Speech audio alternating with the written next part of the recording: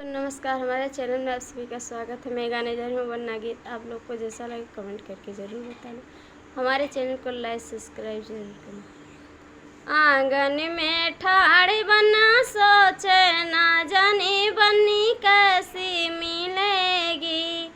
आंगन में ठाड़ी बना सोचे ना जानी बनी कैसी मिलेगी। ना जानी बन्नी गोरी मिलेगी, ना जानी बन्नी गोरी मिलेगी। ना जानी काली से काली, ना जानी बन्नी कैसी मिलेगी। आंगन में ठाड़ी बना सोचे ना जानी बन्नी कैसी मिलेगी।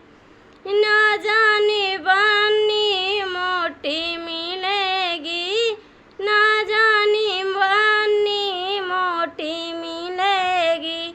ना जानी पतली से पतली, ना जानी बन्नी कैसी मिलेगी। आंगन में